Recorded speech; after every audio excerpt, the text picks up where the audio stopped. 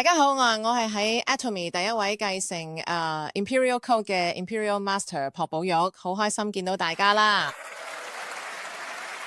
炎熱嘅夏天過咗，唔覺已經入咗涼爽嘅秋天。秋天代表萬物清新同豐收，不過我唔太中意增磅，所以都有啲擔心。不過好彩有 Atomy 嘅產品幫我好好管理住身形。邊個同你提起過艾多美呢？我通過阿爸了解到咗艾多美。作為女，你希望你嘅爸爸從事多層次營銷咩？係嘅，我唔中意。我最終把嗰個電話號碼拉黑咗6年。不過可能因為我從細個開始，父母都做生意，所以我一直覺得要自負，做生意比打工好。我22歲就結婚啦。當時呢，我經營咗一間手機店。我一直覺得呢份工可以保障我將來。到30幾歲中段，我每個月都賺到大約1000萬韓元。但係有一日，電視購物開始賣手機，我開始思考到底呢份工可以做到幾耐。就喺嗰陣時，人生發生嘅一件大事。我換手機嗰陣呢，唔記得佢封鎖阿爸個號碼，結果接咗佢個電話。我阿爸6年之後第一次打通電話俾個女，會同我講咩呢？佢足足講咗2個鐘，解釋咩叫艾多美生意。其實手機鋪嗰陣幾忙，但係好神奇，嗰日2小時入邊連一個客都冇入嚟。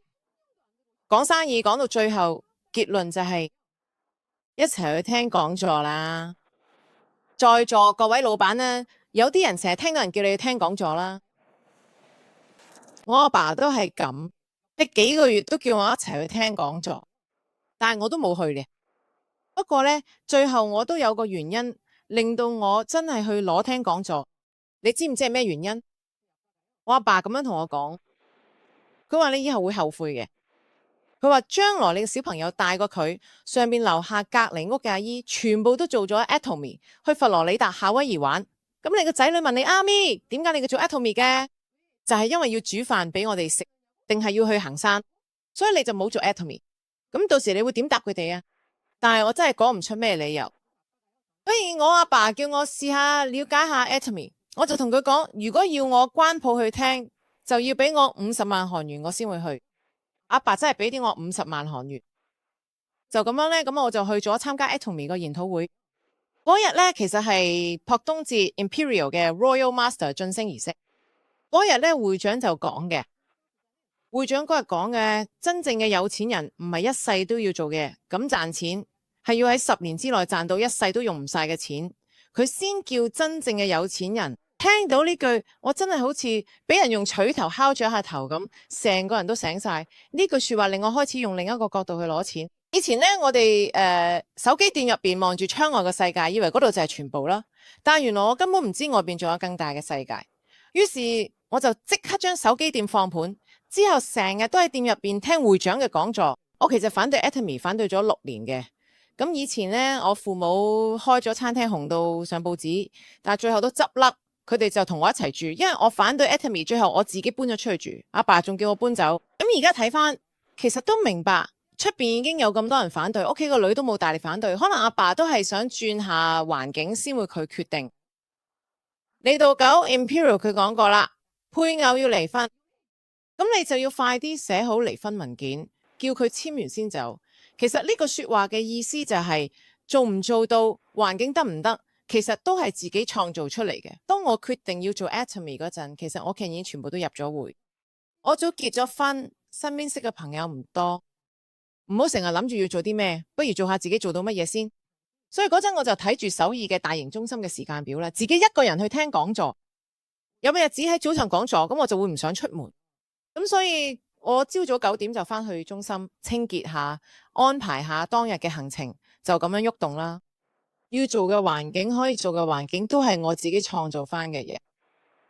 大家成日都講人生劇本啊，你知唔知我第一份寫嘅人生劇本係咩？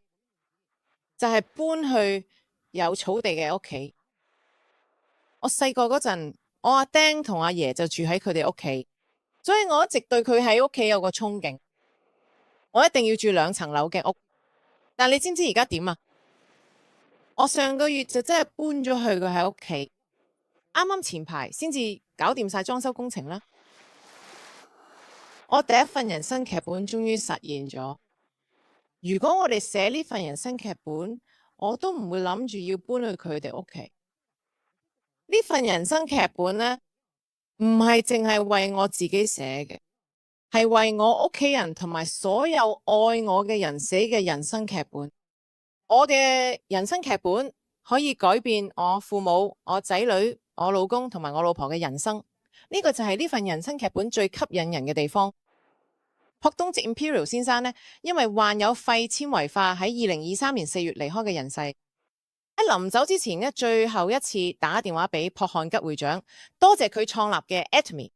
就算我唔喺度，都令到我屋企人唔使再為錢擔心。咁就係咁講嘅。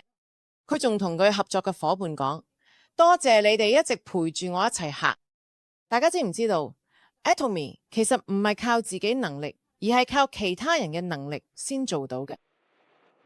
如果你唔知，可以睇下，我就明。我反對咗6年，咁而家我喺邊度啊？而家我咪就喺 Imperial 度咯。多得我老豆咁快嚟得出 Atomy 嘅願景，我而家先可以過住嘅唔同嘅生活。我反對咗6年，點解最後都可以嚟到呢？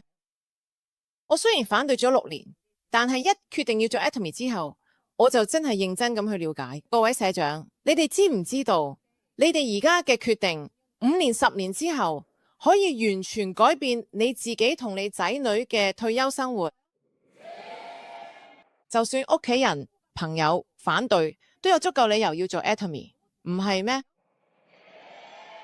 今日呢，第一次被邀請佢嘅社長們，有人話識得把握機會同第一次嘅就捉住機會，都係一種本事。如果你自己唔去了解，機會攞到你都唔知，佢就冇錯過嘅。如果我當初佢認真了解 Atomy， 只係一味反對，我都接唔到爸爸嘅 call 啦。希望大家都可以認真了解 Atomy， 感謝有 Atomy 呢個機會，一定要捉緊呢個機會啊！我想用我個名朴寶旭，佢玩個三行詩，當作同大家講再見。大家可唔可以幫我一齊喊出嚟啊？咁我開始啦，我以前死都反對 Atomy， 反到爆炸寶。而家我就要俾大家睇下，我做到 Atomy 嘅 Imperial， 喐我哋天台大聲嗌，爸爸多謝你，真係好感激。